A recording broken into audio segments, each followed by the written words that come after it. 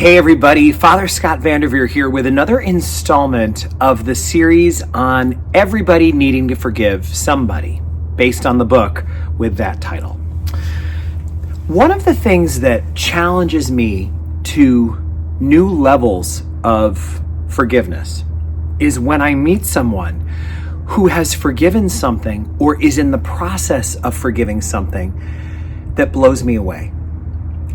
In every parish I have been in, I have met people who have showed extraordinary forgiveness, extraordinary acts of strength and openness to a new chapter. Forgiveness is not about changing the past. Nothing can change the past. Forgiveness is about starting where we are and turning a page and writing a new chapter that continues the story, no matter what the earlier plot lines were, continues the story in a way that is creative and positive. It's not about the past at all, which is why it's not about letting people off the hook. It's about having openness for the road forward. One attitude that opened someone up to forgiveness in a major way was a woman named Eileen in a parish that I was in when I was a younger person before I was a priest. She was somebody who would go in as a social worker to work with juvenile delinquents, as they were called then, in a facility that was like a teenage prison. And she was coming in one day and was meeting with a young resident that she had visited repeatedly. And as she was signing in, the corrections officer said, "Who are you going to see today?" And when she told him the name, he said, "That kid again? Hasn't he burned his bridge with you by now?" And she said, "My bridge is inflammable." My bridge is not flammable. Maybe he could have burned a bridge if it was made out of something that would burn, but my bridge won't burn. And she signed in. That attitude is amazing. Imagine if we said to someone that was in our life, "My bridge with you is not flammable." Now, obviously, if something gets abusive or completely dangerous for us, we can't stick with that. But that's not what we're talking about. We're talking about a commitment not to allow the relationship to be severed. A commitment that we're in this.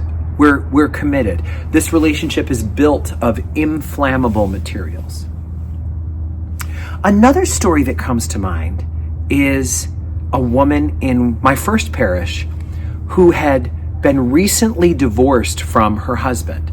Both of them were professors, and they had come to that town from far away, which meant that she didn't have any longtime friends there. All the people that she knew were people that she had just known from the short amount of time that she had been there.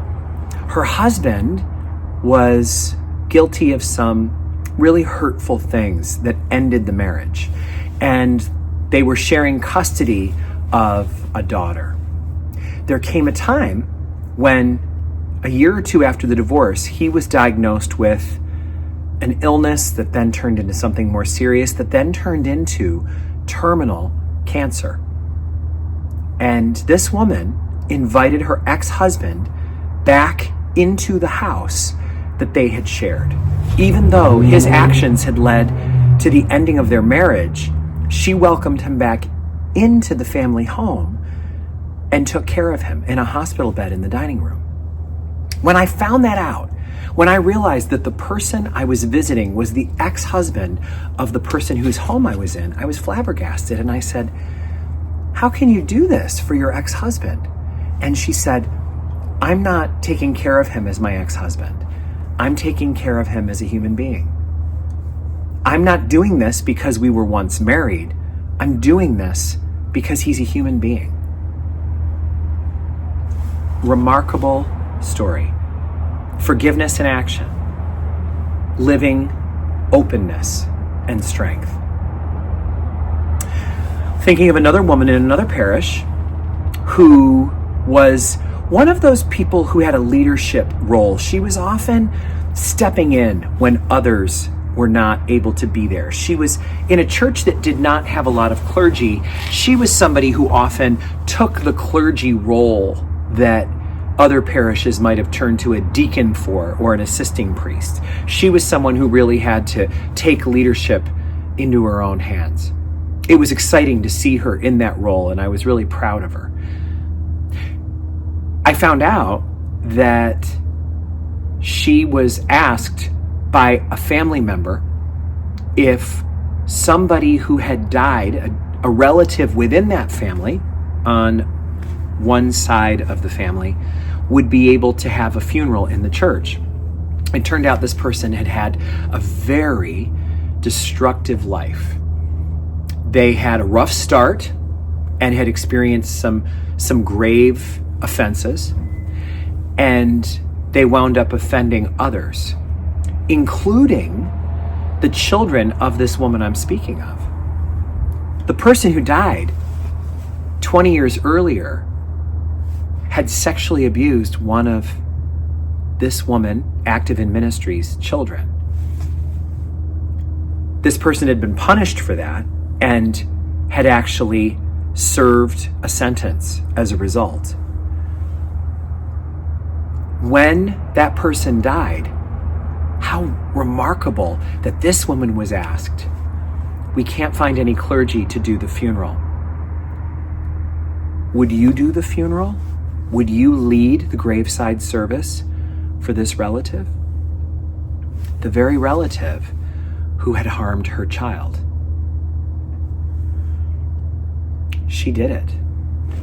She asked her child if it would do violence to them, and the child, now adult, said, "No, Mom, I understand why this is something that might feel right." And the mother said, "I'm not sure if it feels right to do it. I just know it feels wrong not to do it." Isn't that remarkable? What a complicated thing. You may actually be hearing that and say, "Ugh, I don't know if I approve of that." But I think the mere fact that she did it at great cost to herself in order to do something kind for someone whose life was broken, was in a sense a disaster, was an incredible act of mercy and forgiveness. She didn't have to do it, but she did it. We recently had an experience of that not so long ago in our own area. One of our parishioners who works with people who are having funerals wound up having to celebrate the funeral mass for someone that she didn't realize had actually caused her great harm in the past. Through an incident that was very complicated years ago, this person was involved in something very painful that involved one family suing the other family. And this woman was directly affected in ways that changed her life forever by this person's actions. She didn't realize or make the connection that the deceased was intimately involved in this, and that the surviving next of kin was also intimately involved in this, until she was knee-deep in the experience. She had been sitting with this person, comforting them, helping them grieve. And when the day of the funeral arrived, the next of kin to the one who was deceased asked this woman, not recognizing who she was, "Could you please sit with me during the funeral so that I'm not alone?" And this woman, now realizing, "You're the one who caused all of this pain in my life. You're the one whose choices, along with the deceased, changed the course of history for our family. I'm now being invited to sit and hold your hand during your loved one's funeral." She did it. She did it. She didn't do it with sentimentality. She didn't do it all lovey-dovey. She did it with grit, breathing through her nose, staying calm, chasing away some of the thoughts that were telling her, get out of here right now. Why am I doing this? She allowed herself to feel softness where there could have been a hard edge, to let memories be fuzzy when they could have been tuned in fine, high definition. When people like that do things like that, like all of these people that I just mentioned, it challenges me to be a more forgiving person, to not hold on to my grudges with such effort and white knuckling. Can I be as open and willing to allow life to keep flowing as those people have? 4 totally different stories from people in totally different walks of life, but all of them people who are great teachers of the art of forgiveness. May God help all of us as we continue journeying in this deep dive into such an important and difficult topic. And may God bless you and those you love now and forever.